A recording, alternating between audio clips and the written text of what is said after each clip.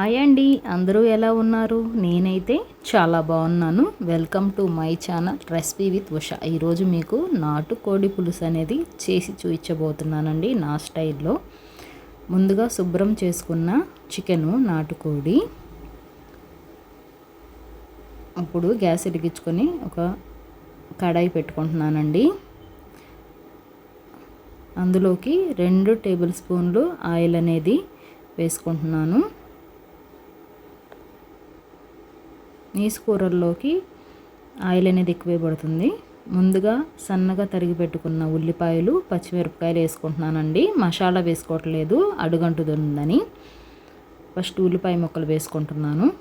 అందులోకి చిటికెడంత పసుపు, కాస్త అంత ఉప్పు కూడా వేసుకుంటున్నానండి.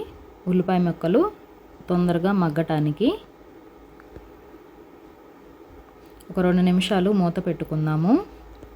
2 నిమిషాల తర్వాత చూడండి, కాస్తంత ఉల్లిపాయ ముక్కలు కలర్ వచ్చినాయి. ఇందులోకి అల్లం పేస్ట్ వేసుకుంటున్నానండి, 1 స్పూన్ వరకు. అల్లం పేస్ట్ కూడా ఇలా తిప్పుకుందాము ఒకసారి. ఉల్లిపాయ ముక్కలు అనేది బాగా వేగాల్సిన అవసరం లేదండి, కాస్తంత గోల్డెన్ కలర్ వస్తే సరిపోతుంది.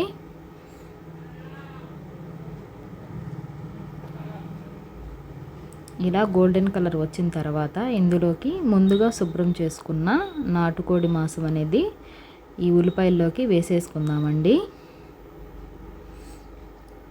వేసేసుకొని మసాలా మొత్తం ఈ ముక్కలకి పట్టేటట్టు ఇలా కలుపుకుందాము.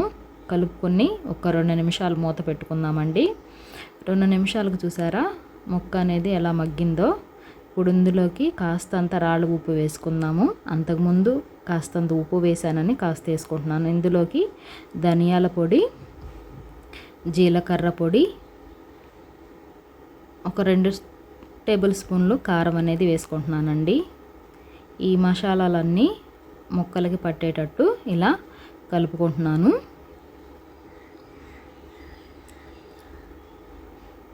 ఇలా కలిపిన తర్వాత 2 నిమిషాలు మూత పెట్టుకుందామండి. 2 నిమిషాల తర్వాత చూడండి ఎంత కలర్ఫుల్గా ఉందో.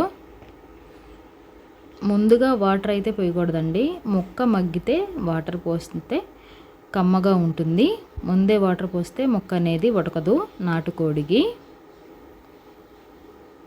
ఇప్పుడు ఇందులోకి 2 గ్లాసులు వాటర్ అనేది నేనైతే పోసుకుంటున్నానండి. మీ పులుసుకు తగ్గట్టుగా వాటర్ అనేది యాడ్ చేసుకోవచ్చు.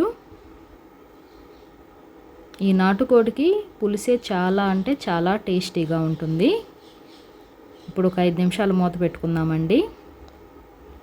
5 నిమిషాల తర్వాత చూడండి ఇలా ఉడుకుతుంది.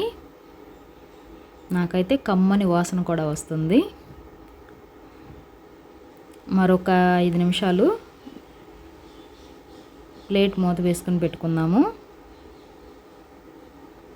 5 నిమిషాల తర్వాత చూడండి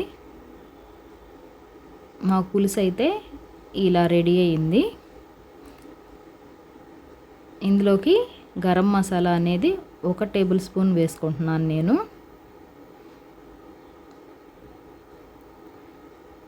మొక్క చూసారా ఎంత చక్కగా ఉడికిందో. అంతేనండి, ఎంతో సింపుల్గా నాటుకోడి పులుసు రెడీ అయిపోయింది. నా వీడియో నచ్చితే లైక్ చేయండి, సబ్స్క్రైబ్ చేసుకోండి. మీరు కూడా ఒకసారి ఇలా ట్రై చేయండి.